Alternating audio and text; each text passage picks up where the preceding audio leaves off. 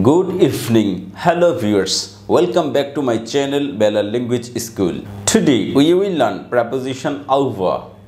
আজকে আমরা ইংরেজি preposition বা পদান্বয় অব্যয় over সম্পর্কে বিভিন্ন ইংরেজি সেন্টেন্সে বাংলা অর্থ সহ জানব। তাহলে চলুন জেনে নেই। এখানে লেখা আছে over, এর শুদ্ধ উচ্চারণ বা ট্রান্সক্রিপশন হচ্ছে over, এর আমেরিকান উচ্চারণ হচ্ছে over, আরটা উচ্চারণ হবে, আর ব্রিটিশ উচ্চারণ হচ্ছে over, আরটা উচ্চারণ হবে না। আর এর বাংলা অর্থগুলো হচ্ছে উপর, শেষ, উপরে, অপর পাশে, অতি, অধিক, অতিরিক্ত, সবটা, উপরে, এছাড়াও আরও অন্যান্য অর্থে আসতে পারে। আর এর ইংরেজি এক্সপ্রেশনটা দেখে নিচ্ছি, অ্যাট এ হায়ার লেভেল, মানে উপরে, কোথাও থেকে বা কোনো কিছু থেকে উপরে, কোনো ব্যক্তির উপরে, বস্তুর উপরে এরকম হতে পারে। অথবা এক্সটেন্ডিং ডিরেক্টলি আপওয়ার্ডস, সোজাসুজি উপরের দিকে। অথবা covered something or somebody partly or completely, কোনো কিছু ঢেকে দেয়া, এটা আংশিক হতে পারে অথবা সম্পূর্ণভাবে হতে পারে। এটা ব্যক্তিও হতে পারে সামবডি, অথবা বস্তু হতে পারে সামথিং। তাহলে কোনো কিছু ঢেকে দেয়া আংশিক অথবা সম্পূর্ণভাবে, এই ক্ষেত্রে ওভার ব্যবহৃত হবে। আমরা সাধারণত জানি ওভার মানে হচ্ছে উপরে, এবং সেইটা নিচের বস্তু বা ব্যক্তির সাথে লাগানো থাকবে না, এই রকম অর্থে আমরা বুঝেছি। কিন্তু শুধু এইটা না, আরও অনেক নিয়ম আছে, সবগুলো এখানে বাংলা অর্থ সহ দিয়েছি। তাহলে চলুন আমরা এই ওভার প্রেপোজিশনটা বিভিন্ন ইংরেজি সেন্টেন্সে বাংলা অর্থ সহ দেখে নিই।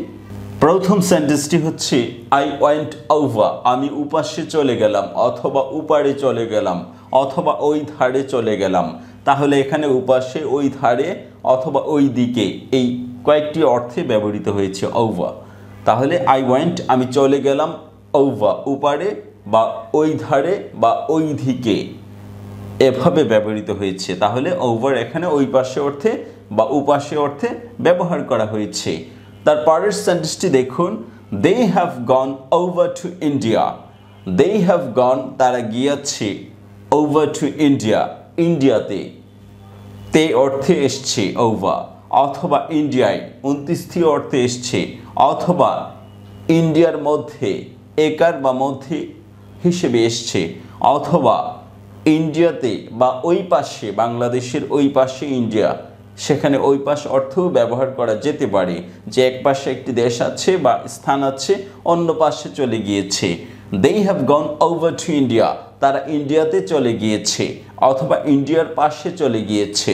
এভাবে এখানে ওভার, তে, একার 29, অথবা ওই পাশে বা ওই ধারে, অথবা ওই দেশে অর্থে ব্যবহার করতে পারবেন। তারপরের সেন্টেন্সটি দেখুন, cover her over with a blanket.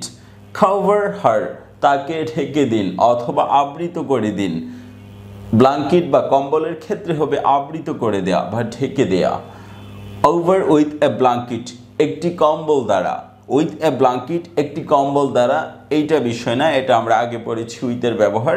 এখানে ব্যবহারটা হয়েছে ওভার, মানে ওপরে, তার উপরে কম্বলটা দিয়ে দিন, অথবা তাকে কম্বল দ্বারা ঢেকে দিন।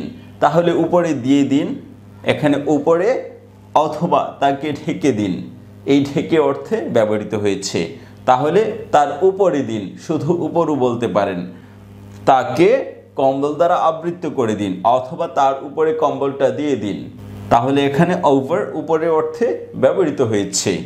তারপরের সেন্টেন্সটি দেখুন, we called student of 15 and over. We called students, আমরা ছাত্রদেরকে ডাকলাম, অফ 15, 15 বছর বয়সী, অ্যান্ড ওভার, এবং তার উপরের বছর বয়সীদেরকেও। তাহলে এখানে ওভার মানে বেশি বা উপরে, মানে 15 বছরের অধিক যাদের বয়স তাদেরকেও ডেকেছেন। তাহলে এখানে ওভার দ্বারা বেশি বা উপরে অর্থে ব্যবহার করা হয়েছে। তাহলে এখানে দুটো sentence, we called students of 15, আমরা 15 বছর বয়সী ছাত্রদেরকে ডাকলাম, অ্যান্ড ওভার, এইটাও বলতে পারেন, উই কল্ড স্টুডেন্টস ওভার 15। তাহলে পুরো সেন্টেন্সটা না লিখে শুধু ওভার দিয়ে আরও একটি সেন্টেন্স কমপ্লিট হয়ে গিয়েছে। তাহলে এখানে ওভার বেশি বা উপরে অর্থে ব্যবহার করা হয়েছে। তারপরের সেন্টেন্সটি দেখুন, if there is any food left over. Please put it in the fridge. If there is any food left over, যদি কোনো খাদ্য থেকে যায় তাহলে এখানে over থেকে যাওয়া remaining বা অবশিষ্ট অর্থে ব্যবহার করা হয়েছে। Please put it in the fridge. তাহলে এগুলো ফ্রিজে রেখে দিন।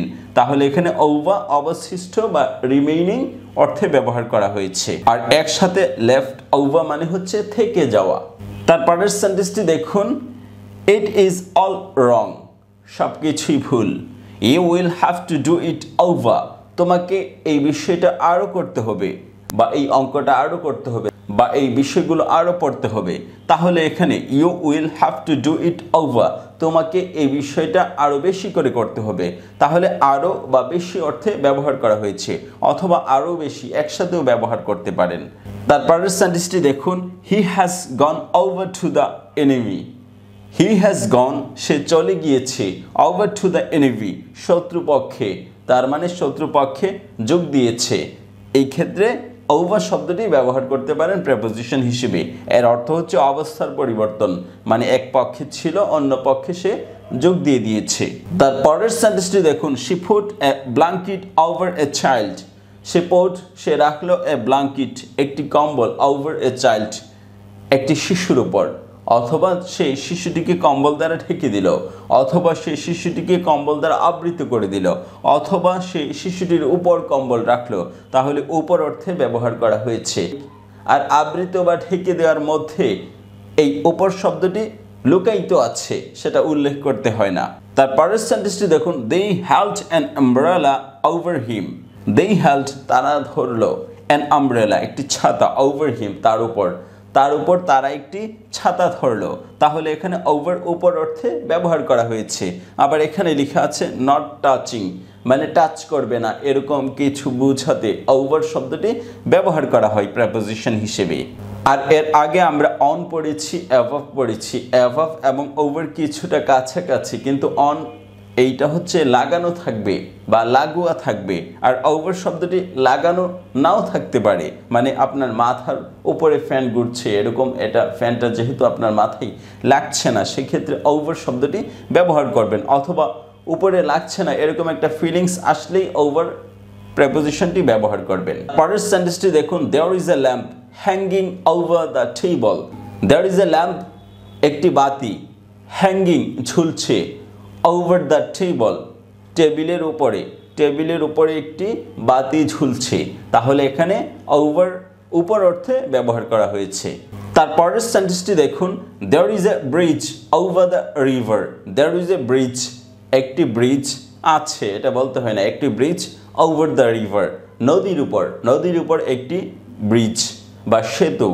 তাহলে এক পাশ থেকে অন্য পাশে এরকম কোনো কিছু যাওয়া বা জয়েনিং থাকা, এই ক্ষেত্রে আপনি ওভার শব্দটি প্রেপোজিশন হিসেবে ব্যবহার করবেন। There is a bridge over the river, এক পাশ থেকে অন্য পাশে, নদীর উপরে একটি ব্রিজ আছে। ব্রিজ সাধারণত এক পাশে থাকে না, উভয় পাশে থাকে। আবার এটা নদী থেকে বা পানি থেকে উপরে, পানির সাথে লাগোয়া না, সেই হিসেবে আপনি ওভারটা ব্যবহার করতে পারেন। আবার এক পাশ থেকে আরেক পাশে গিয়েছে, এই হিসেবে ওভার ব্যবহার করতে পারেন। তারপরের সেন্টেন্সটি দেখুন, they ran over the grass. They ran, তারা দৌড়ালো, ওভার দ্য গ্রেস, ঘাসের উপর দৌড়িয়ে এক জায়গায় থাকে না, এক হচ্ছে উপরে দৌড়ায়, আবার হচ্ছে উপরে দৌড়িয়ে এক পাশ থেকে অন্য পাশে চলে যায়। তাহলে এখানে অ্যাক্রস বা এক পাশ থেকে অন্য পাশে চলে যাওয়া অর্থে ওভার শব্দটি ব্যবহার করা হয়েছে। আবার উপর হিসেবে ওভারটি ব্যবহার করতে পারেন, কারণ দৌড়ানোর সময় সে সবসময় ঘাসে টাচ করে না, একটু উপরে উঠে তারপর টাচ করে আবার উপরে উঠে।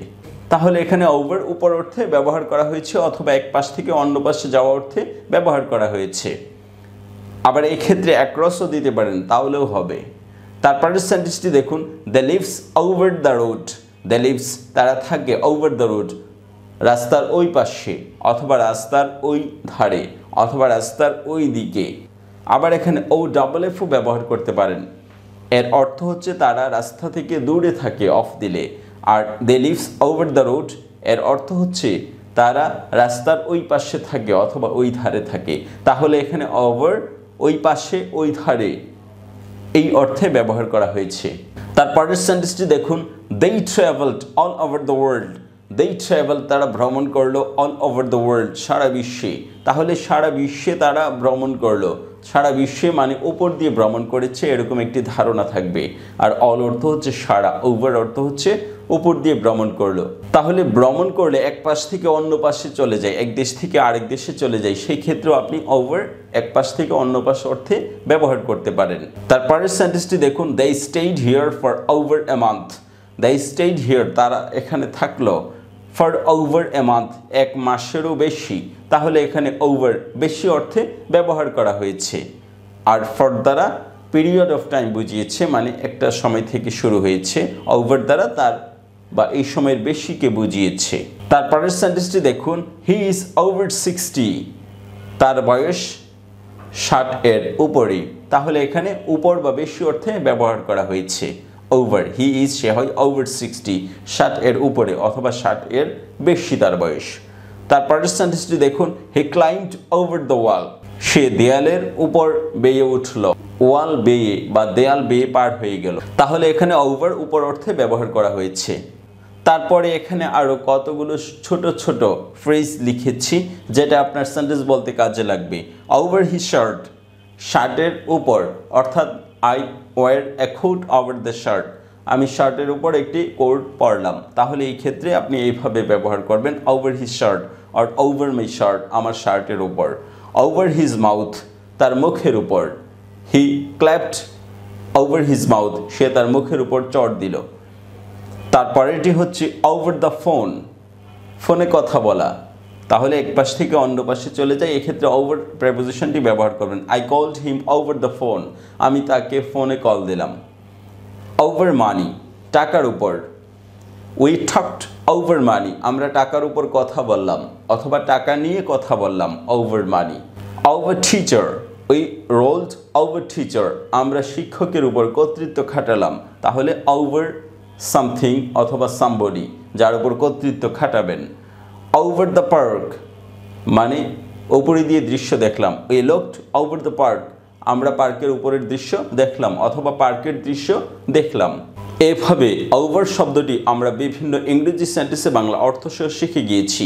Thank you so much for watching this video. If you find this video helpful for you, please subscribe my channel and keep learning with this channel. Thank you so much.